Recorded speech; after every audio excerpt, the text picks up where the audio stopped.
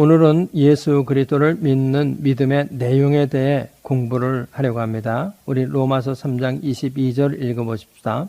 곧 예수 그리스도를 믿음으로 말미암아 모든 믿는 자에게 미치는 하나님의 의인이 차별이 없느니라. 이 구절에서 예수 그리스도를 믿는다, 이 말이 뭘 믿는다는 거예요? 또 요한사도는 뭐라고 말했냐면 요한복음 3장 16절 읽어보십시다. 하나님이 세상을 이처럼 사랑하사 독생자를 주셨으니 이는 저를 믿는 자마다 멸망치 않고 영생을 얻게 하려 하심이니라. 여기서 저를 믿는 자는 영생을 얻는다.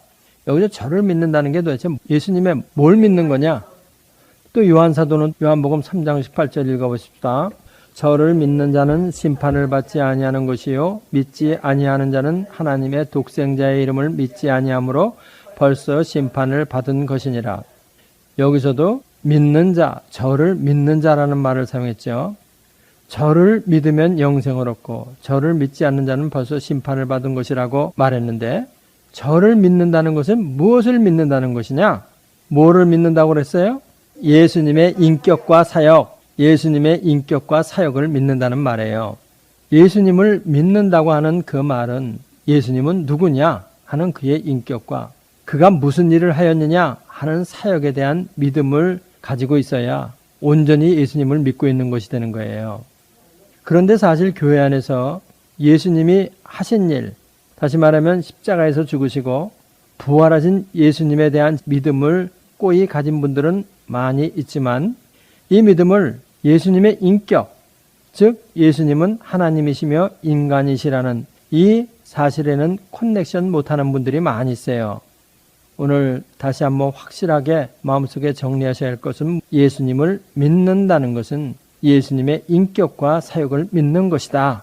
이렇게 확실하게 정리를 해놓으시라 이 말이에요. 그러면 먼저 예수님의 인성에 대해서 우리 공부를 해보십시다. 예수님의 인성을 믿는다는 말은 예수님은 완전한 사람이라는 것을 믿는다는 거죠. 예수님은 완전한 사람이다. 이것을 예수님의 인성이라고 그런단 말이에요. 그래서 이것은 예수님은 성령으로 잉태하사 동정녀 마리아에게서 태어난 분, 이거를 믿는 거예요. 동정녀 마리아에게서 성령으로 태어났기 때문에 예수님은 원죄가 없으세요. 그럴 뿐만 아니라 예수님은 사시면서 한 번도 죄를 진 적이 없으세요. 보통 사람은 물 마시듯 죄를 짓고 살지만 예수님은 한 번도 죄를 지으신 적이 없어요. 이 말이 무슨 뜻이에요? 예수님이 한 번도 죄를 지으신 적이 없다는 그 말은 예수님은 율법에 대해 온전한 순종을 하셨다 이 말이죠. 예수님은 죄 없는 인간으로 오셔서 율법에 대해 온전한 순종을 하셨습니다. 예수님은 하나님이지만 죄 없는 인간으로 오셔서 율법에 대해 온전한 순종을 하시면서 사람으로 사셨어요. 예수님은 원죄 없이 태어나셔 한 번도 율법을 범하신 적이 없기 때문에 인간을 위한 속죄 제물이 되실 수 있는 것입니다. 예수님은 인간의 죄를 위해 죽으셨습니다. 예수님은 나의 죄를 대신하여 죽으신 것입니다. 예수님의 십자가는 내가 달려 있어야 할 자리지만 예수님의 나를 대신하여 십자가에 달리신 것입니다. 이것이 바로 뭐예요? 예수님의 사역이에요. 이것을 믿을 때 죄사함을 얻는 것입니다. 에베소서 1장 7절을 읽어보십시다. 우리가 그리스도 안에서 그의 은혜의 풍성함을 따라 그의 피로 말미암아 구속 곧 죄사함을 받았으니. 그러니까 예수님의 십자가, 나를 위하여 대신 피 흘리신 그 십자가, 그것을 믿을 때 죄사함을 받는다는 거예요. 예수님의 인성은 속죄 사역을 위해서 반드시 필요한 겁니다. 그렇죠? 다음에 예수님의 신성에 대해서 우리 공부를 해보십시다. 부활로 확증된 예수님의 신성은 그가 하나님의 아들이라는 것이에요. 예수님이 하나님의 아들이라는 것은 하나님과 동등한 분이라는 뜻이죠. 하나님의 본질과 속성을 하나도 경감 없이, 변형 없이, 분리됨이 없이 그대로 가지신 분이다, 이런 뜻입니다. 이렇게 하나님의 본질과 속성을 하나도 경감 없이, 변형 없이, 분리됨이 없이 그대로 가지신 분이라는 말이 바로 하나님의 아들, 다시 말하면 독생자의 의미예요. 이것이 예수님의 신성입니다. 하나님의 독생자 예수님은 위격적으로는 아들이지만은 본체적으로는 하나님이시기 때문에 하나님의 의를 그대로 가지고 계십니다. 예수님은 우리를 위해 죽으셨을 뿐만 아니라 부활하셨습니다. 예수님의 부활은 그가 신성을 가지신 분임을 확증할 뿐만 아니라 성령은 오셔서 그가 의로우신 분임을 확증해요. 요한 사도는 이것을 요한복음 16장 10절 읽어보십시다. 의에 대하여라 함은 내가 아버지께로 가니 너희가 다시 나를 보지 못함이요. 예수 그리스도는 당신의 신성으로 부활하셨지만은 우리 쪽에서 보면 그의 부활은 우리의 의를 위함이 되죠. 예수님은 당신이 의로우신 분이기 때문에 당신의 신성으로 부활하셨지만은 우리 쪽에서 보면은 그의 부활은 우리의 의를 위함이다. 로마서 4장 25절. 예수는 우리 범죄함을 위하여 내어줌이 되고 또한 우리를 의롭다 하심을 위하여 살아나셨느니라. 우리를 의롭다 하심을 위하여 살아나셨느니라. 예수 그리스도의 부활은 우리의 의를 위함이다. 그렇기 때문에 예수님이 하나님의 독생자임을 믿을 때 아들이 가지신 하나님의 의가 우리에게 그대로 전가되어 우리가 하나님의 아들이 됩니다. 그러니까 영생을 얻기 위해서는 독생자다. 예수님이 하나님의 독생자다. 하나님의 아들이다. 이 믿음이 반드시 필요하다는 거예요. 그래서 요한사도는 예수님을 믿는 자는 영생을 가졌나니 이렇게 말하는 거예요. 예수님을 믿는 자만이 영생을 가질 수 있다. 요한복음 6장 47절 다 같이 진실로 진실로 너희에게 이르노니 믿는 자는 영생을 가졌나니. 믿는 자는 영생을 가졌다. 예수님이 하나님의 독생자임을 믿을 때 예수님 안에서 영생을 가진 하나님의 아들이 되는 거예요. 지금까지 공부한 것이 예수님의 인격과 사역에 대한 공부입니다. 예수님을 이렇게 믿을 때 우리는 죄 용서를 받고 하나님의 아들이 됩니다. 예수님의 피로 죄 용서를 받고 그의 의가 전가되어 의롭게 된 기반 위에서 독생자인 하나님의 아들의 의가 우리에게 전가되어 우리가 하나님의 아들이 되는 겁니다. 이것이 바로 로마서 3장 22절에서 곧 예수 그리스도를 믿음으로 말미암아 모든 믿는 자에게 미치는 하나님의 의인이 차별이 없느니라. 이 구절에서 그리스도를 믿는 믿음을 말하는 거예요. 예수 그리스도를 믿음으로 말미암아 모든 믿는 자에게 미치는 하나님의 의에 대해서 말한 겁니다. 이 믿음을 가지고 있으면 영생을 얻고 심판에서 죄되는 거예요. 요한복음 3장 16절하고 18절 우리 읽어보십시다. 하나님이 이 세상을 이처럼 사랑하사 독생자를 주셨으니 이는 저를 믿는 자마다 멸망치 않고 영생을 얻게 하려 하심이니라. 저를 믿는 자는 심판을 받지 아니하는 것이요 믿지 아니하는 자는 하나님의 독생자의 이름을 믿지 아니함으로 벌써 심판을 받은 것이니라. 우리는 다음에 독생자의 의미에 대해서 좀 더 자세하게 공부를 해야 할 필요가 있습니다. 독생자는 모노게네스 비오스라는 헬라어를 번역한 것인데 영어로는 The Only Son 또는 The Only Begotten Son을 말해요.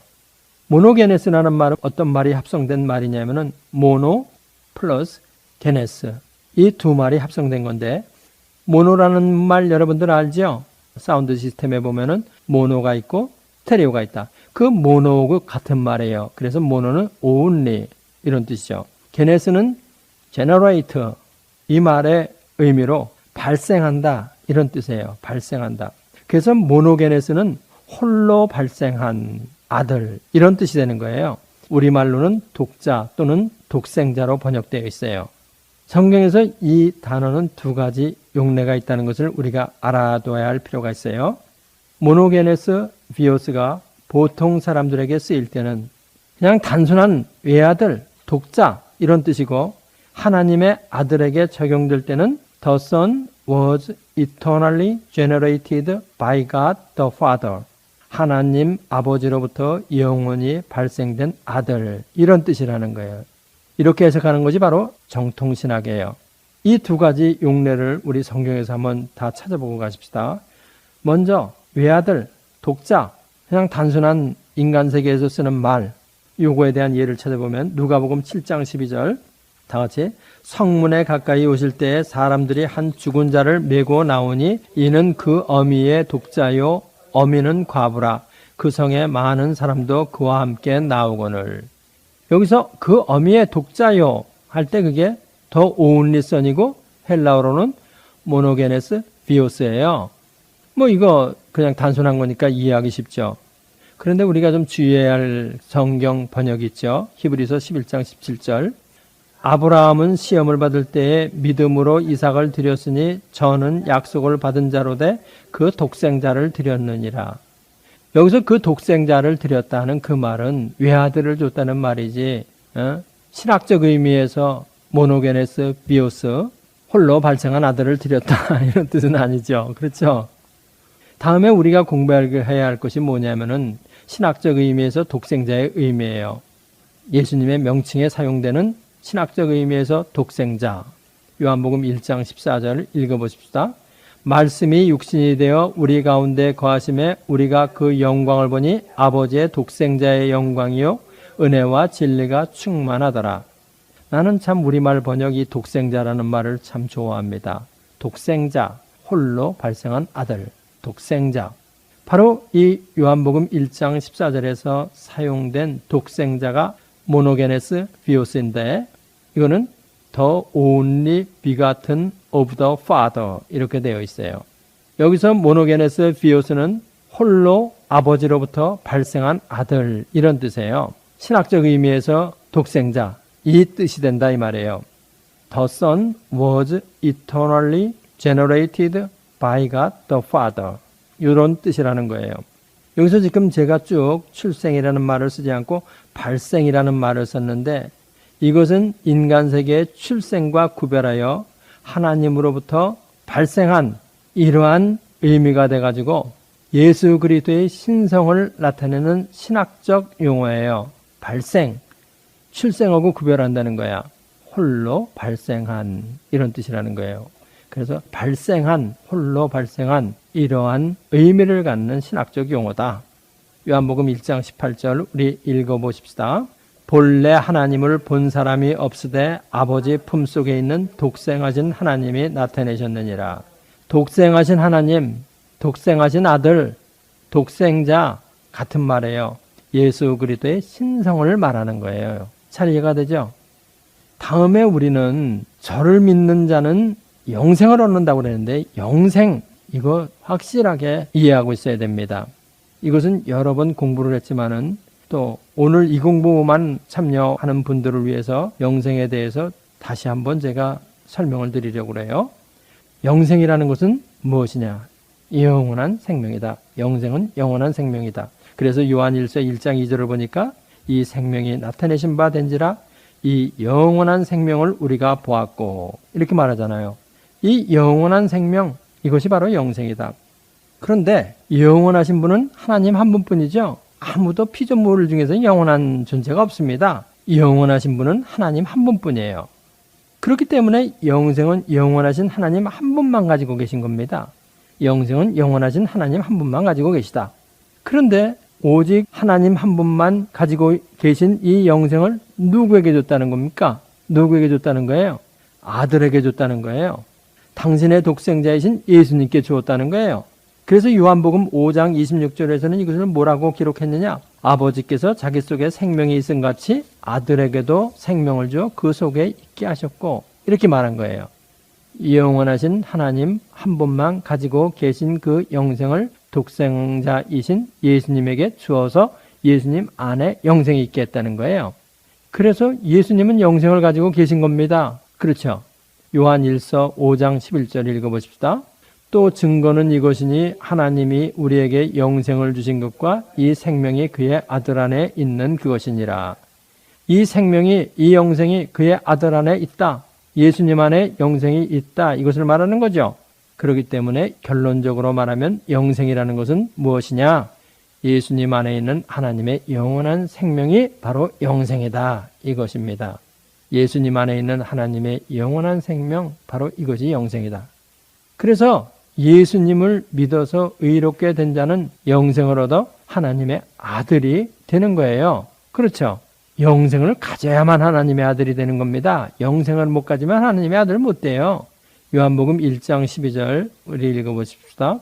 영접하는 자 곧 그 이름을 믿는 자들에게는 하나님의 자녀가 되는 권세를 주었으니. 그래서 믿는 자는 누구나, 예수 그리스도를 하나님의 아들이라고 믿는 자는 누구나 영생을 소유하게 돼가지고 하나님의 아들이 된다 이겁니다. 이것이 바로 영생의 정의예요. 잘 이해가 되죠? 예수님을 믿는다는 것은 무엇이냐? 예수님의 인격과 사역을 믿는다는 것이다. 예수님의 인격은 독생자다. 삼위일체의 제2위 성자 하나님이다. 삼위일체의 제2위 성자 하나님은 하나님의 생명인 영생을 가지고 계시다.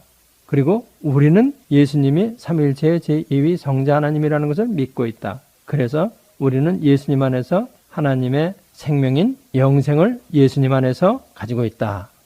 다음에 예수님을 믿어 의롭게 된다는 것은 예수님의 무엇을 믿어 의롭게 된다는 것인가? 이거에 대해서 공부를 해보십시다. 이거 두말할 필요 없이 예수님의 인격과 사역을 믿어서 의롭게 된다는 말이죠. 예수님의 인격은 예수님은 사람이며 하나님이시라는 거고, 사역은 우리 죄를 위하여 죽으시고 부활하여 승천하셨다는 거죠. 이것을 믿을 때 우리가 의롭게 된다는 겁니다. 이 믿음이 바로 예수님의 인격과 사역을 믿는 믿음이고, 이것을 믿을 때 우리가 의롭게 여겨진다는 거예요. 예수님의 인격과 사역을 믿는 믿음을 사도 바울은 로마서 3장 21절에서 율법 외에 나타난 하나님의 의다 이렇게 말하는 겁니다. 로마서 3장 21절, 이제는 율법 외에 하나님의 한 의가 나타났으니 율법과 선지자들에게 증거를 받은 것이라. 이렇게 우리의 믿음을 예수님의 인격과 사역에 초점을 맞출 때 율법은 속죄 사역에 있어서 소극적인 요소가 되어 몽학선생으로서의 역할을 하게 되는 거예요. 그런데 여태까지 우리가 가지고 있었던 의롭게 되는 믿음은 어떤 믿음이었냐면은 예수님의 사역에만 초점을 맞춘 믿음이에요. 예수님의 인격과 커넥션을 잘 못 시키고 있었다는 거야. 이것은 전문적인 용어로 말하면 어떻게 표현할 수 있냐면은 거기에 있어요. 하나님은 공의의 하나님이시기 때문에 의로운 자는 상을 주시고 불의한 자는 심판을 하신다. 그런데 모든 사람이 율법을 범하는 죄를 지었으므로 하나님께서는 모든 사람을 심판하실 수밖에 없다. 사랑의 하나님은 그의 아들을 이 땅 위에 보내시어 사람들의 율법에 대한 불순종의 죄를 대신하여 심판하셨다. 그리고 그것을 믿는 자에게 예수님이 율법에 순종하신 의를 전가하셔 의롭다고 하신다. 그래서 믿는 사람은 의롭게 되고 구원을 받는다. 이것이 바로 뭐냐면은 예수님의 사역에만 초점을 맞춘 믿음의 그 내용을 아주 압축적으로 표현해 준 거예요. 그렇지만 여기에는 심각하게 생각해 봐야 할 사항이 있습니다. 예수님의 인격이 없이 사역에만 초점을 맞추면, 예수님의 인격이 없이 사역에만 초점을 맞추면, 다시 말하면 율법을 범한 죄를 구속하기 위해 예수님이 죽으셨다고만 하면 예수님의 대리적 순종이 구원을 위한 적극적 조건으로 등장하게 되고 십자가는 소극적 조건이 된다는 겁니다. 그러나 성경에 예수님의 대리적 순종이 구원의 적극적 조건이 된다는 말이 없다는 거예요. 오히려 예수님의 십자가의 사건이 구속사의 전면의 적극적인 조건으로 등장합니다. 우리 에베소서 1장 7절 읽어보십시다. 우리가 그리스도 안에서 그의 은혜의 풍성함을 따라 그의 피로 말미암아 구속과 제사함을 받았으니, 그의 피로 이것이 바로 십자가를 말하는 거죠. 대리적 순종으로 의롭게 되었다는 것이 아니고 십자가에서 죽기까지 순종을 하신 그것을 말하는 거예요. 예수님의 십자가의 사건이 구속사의 전면에 적극적인 조건으로 등장한다는 것을 보여주는 거예요.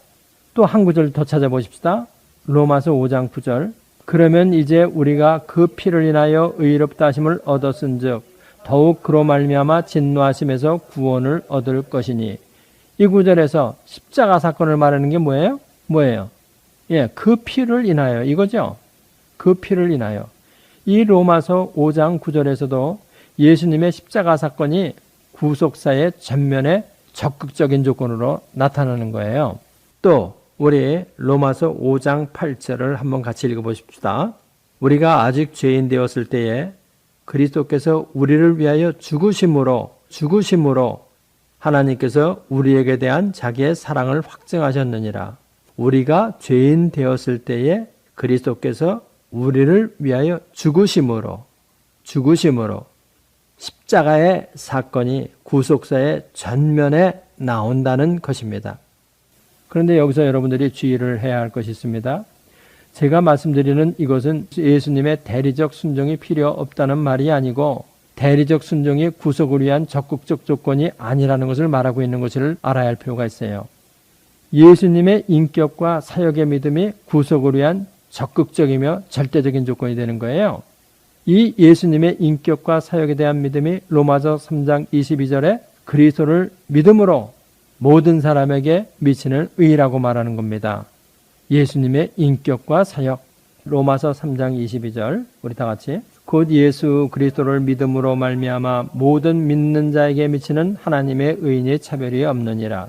또 요한복음 3장 16절, 8절을 읽어보십시다. 3장 16절 먼저. 하나님이 이 세상을 이처럼 사랑하사 독생자를 주셨으니 이는 저를 믿는 자마다 멸망치 않고 영생을 얻게 하려 하심이니라. 저를 믿는 자는 심판을 받지 아니하는 것이요 믿지 아니하는 자는 하나님의 독생자의 이름을 믿지 아니하므로 벌써 심판을 받은 것이니라. 저를 믿는 자는 영생을 얻었다. 저를 믿는 자는 심판을 받지 않는다. 저를 믿지 아니하는 자는 벌써 심판을 받은 것이다. 저를 믿는다는 것은 예수님의 인격과 사역을 믿는다는 말로 해야 정확한 표현이 된다는 거예요. 사역에만 맞추면 설명이 틀렸다는 것이 아니라 좀 부족함을 발견하게 된다 이 말이죠. 그렇죠? 기도합시다. 할렐루야. 우리 아버지 하나님 감사합니다. 예수 그리스도를 믿음으로 말미암아 예수 그리스도의 인격과 사역을 믿음으로 말미암아 우리가 영생을 얻었습니다.